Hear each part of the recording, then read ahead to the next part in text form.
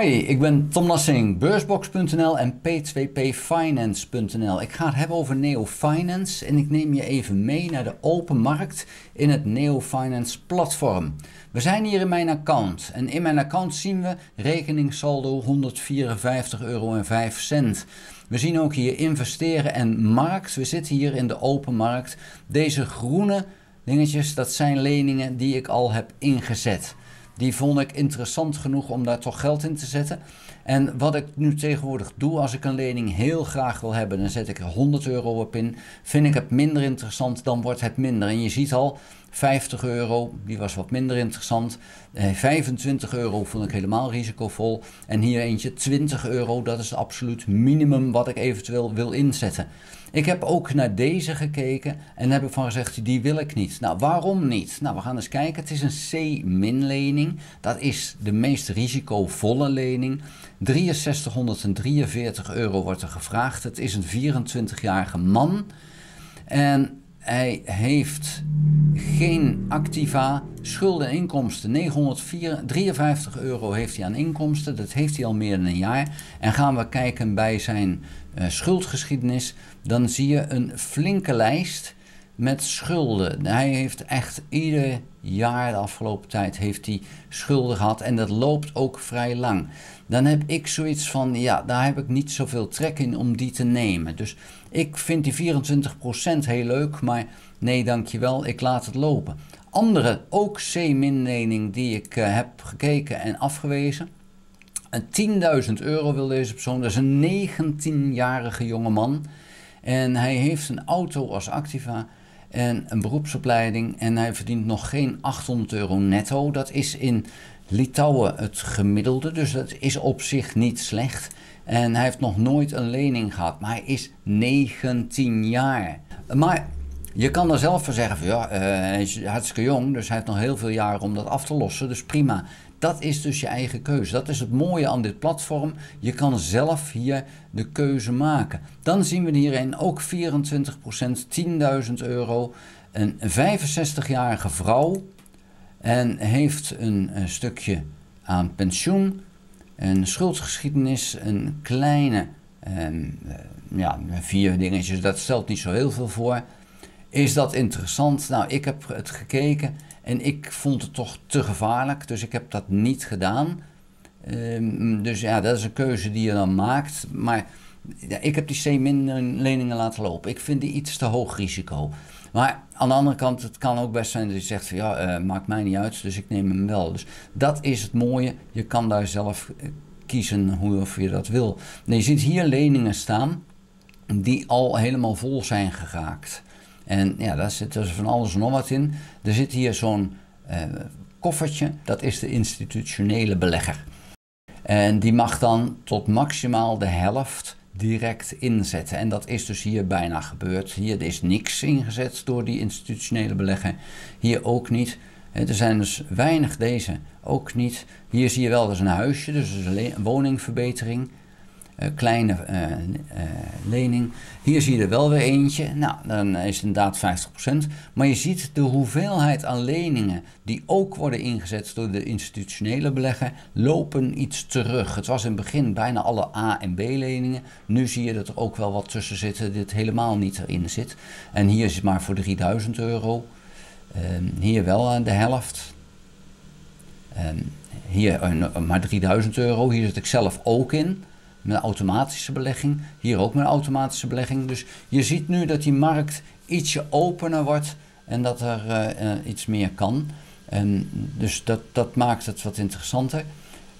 Nou had ik net een hele leuke om te laten zien. Ik zag namelijk een lening en ik weet even niet meer waar, maar ik kan het in ieder geval vertellen. Dat was een lening werd aangevraagd en die persoon die had een leningachterstand van 20 jaar. En dat heb ik nog nooit gezien, dat iemand 20 jaar te laat was. Alleen ik weet niet meer welke lening dat was. Ik was ervan overtuigd dat het een van deze was, maar nu dat ik hem terug probeer te vinden, kan ik hem niet vinden. Dus mogelijk dat hij er alweer uit is gehaald. Dat zou ook nog kunnen. Maar ik zou niet weten waar die nu is. Wat ik ook heb, en dat ga ik nu even laten zien in de investeringsportefeuille. Daar heb ik dus de slecht lopende leningen onder andere in staan. En daar heb ik er nog wel wat van, want die koop ik namelijk bewust ook wel eens op. Mijn rendement is trouwens 13,71% nu op dit moment. Maar ik ga even hier kijken in mijn slecht lopende leningen. En daar zag ik net ook een hele interessante, maar dan hoop ik dat ik die even terug kan vinden. Welke dat was. Ja, deze. Hier heb ik het probleem. Deze persoon is overleden in december. En als ik naar de kredietaanvraag ga, 11.000 euro is er ineens, 17%. En hij was maar 39 toen hij dat aanvroeg. Een man met een universitair diploma. Hij heeft een auto en een huis heeft hij als beschikbare activa ingezet. Hij had niet zo'n hoog inkomen. En dat is dan wel opvallend, want hij heeft een universitair diploma. En dan zit je ondergemiddeld met je inkomen. Waarmee ik wil zeggen dat het diploma wat je hebt niet altijd wat zegt. Want je zou denken, iemand die in de techniek een universiteitsdiploma heeft, dat die dan toch wel een beter loon zou kunnen krijgen. Maar dat is dus blijkbaar niet altijd zo. En in die zin zie je wel vaker verrassingen. Dus ga je niet helemaal blind staren op het diploma wat iemand heeft, want dat zegt niet altijd wat. Kijken we naar zijn schuld, hij heeft 2 keer een klein achterstand gehad. Maar goed, hij is dus nu overleden. En dan is de vraag, wat ga ik nu met die lening doen? Want ik heb die lening dus nu wel staan. En je ziet, ik heb daar meer van hem staan, want ik heb 2 leningen uitstaan. En ja, dan is dus de vraag, ga ik hem verkopen? Dan neem ik hem, ik kan hem nu verkopen aan Neo Finance. Die geven aan van ja, kan, maar dan heb je 12,79 euro verlies op deze lening van 35 euro. Dat vind ik nogal wat. Ik kan zeggen, ik ga hem proberen te verkopen in de secundaire markt met een kleinere korting. Ik kan ook zeggen, ja, ik blijf gewoon zitten. Dit gaat om een lening van 11.000 euro. En de persoon in kwestie staat hier, heeft een auto en een huis als onderpand. Ga ik ervan uit dat hij dan toch, ja, misschien nog iets, dat er iets is. En dat is wel gevaarlijk, want deze woonplaats is in de buurt van Vilnius, maar het is niet Vilnius zelf. Dat wil dus zeggen, Vilnius is de hoofdstad. Dat is dus een positief ding. Maar het kan maar zo zijn dat die woning niet zo heel veel waard is. Ja, dat risico neem ik in dit geval.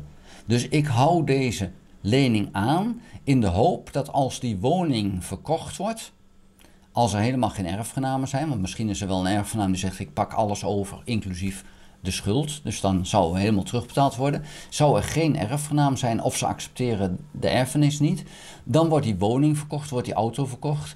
En ja, dan is even de vraag, zijn er dan nog meer verplichtingen? Nou, op dit moment niet. Hier ziet het naar uit dat alleen deze lening, dus die 11.000 euro, de verplichting was. Ja, dan hoop ik dat er voldoende activa zijn om de lening netjes af te gaan lossen. Ik moet wel zeggen, dat duurt wel heel lang. En ja, of we dan rente erover krijgen, dat is maar de vraag. Dus dat weet ik dus niet. Maar ik gok het erop dat er toch nog geld komt. En ik hou deze lening dus gewoon zelf aan. Ja, in hoop en verwachting dat het allemaal goed gaat komen met de terugbetaling. Maar dit soort dingen gebeuren dus ook. Kan je niks aan doen. De man was 39, dan verwacht je niet dat hij doodvalt. Is al gebeurd. Ja, dat is dan even zuur voor hem, maar ook voor alle geldschieters die dus zitten van ja, wat moet ik nu? Ik blijf er niet heel even zitten. Nou, dat is even een inkijkje in het account. Ik geef altijd even aan ook van oké, waar sta ik nu? Want ik ben in 2019 begonnen met gewoon de eerste 20 euro in te zetten. Op dit moment is mijn account 129.546.000 euro groot. En ik heb nu ruim 31.000 euro echt netto opbrengst uit dit account. Dus dat gaat al goed. Met die 13,71% aan rendement, als ik dat blijf volhouden, is het zo dat iedere 5,1 jaar dit vermogen zal verdubbelen. En dan heb ik dus over net iets meer dan 5,1 jaar, dan heb ik dan 260.000 euro op deze rekening. En dat was eigenlijk mijn doel over 7,5 jaar. Nou, dat gaat nu over 5 jaar al zijn. Dus mijn doel wordt, als het zo gaat zoals het nu gaat, ruim gehaald. En dat zou een goede zaak voor mij zijn, want dit is mijn persoonlijke pensioen wat ik aan het opbouwen ben. En dat zit dus goed. En vandaar dat ik ook zeg, ga als je zelf nog een stukje pensioen wil opbouwen, ga dan hier naar kijken. Want dit is rente op rente als je inderdaad die rente en aflossing die je krijgt, als je die herinvesteert. En rente op rente is het 8e wereldwonder volgens Einstein. En ja, daar heeft hij toch wel gelijk in, want het werkt dan fantastisch. 13,71% rendement netto, dat is gewoon fantastisch. Dan kan je beter dit doen dan op de aandelenbeurs. Want op de aandelenbeurs heb je ook slechte jaren. En dat moet je maar goed zien te maken met de goede jaren. En dat lukt lang niet altijd. En zeker niet iedereen, want 90% van de mensen die op de aandelenbeurs beleggen, verliezen er geld. Dus ga er maar vanuit dat je ook tot die 90% gaat behoren. Terwijl hier iedereen winst kan maken. En het kan iets minder zijn als je gewoon voorzichtiger wil investeren. Maar het kan ook meer zijn, want ik zit nog onder het gemiddelde. Daar wil ik het voor nu bij laten. Vond je deze video interessant? Geef een duim. Heb je nog geen abonnement op dit videokanaal? Abonneer je dan. Druk dan ook op het belletje, krijg je notificatie als ik een volgende video gemaakt heb. Wil je meer informatie over Neo Finance? Ga dan naar www.p2pfinance.nl. Kijk daar wat of je dit vindt. Ik heb ook meerdere video's op YouTube staan over Neo Finance. Als je via de link in p2pfinance.nl een account neemt bij Neo Finance, krijg je €20 startbonus op je rekening van Neo Finance. Mooier kan ik het niet maken. Dankjewel voor het kijken. Tot de volgende keer. Houdoe!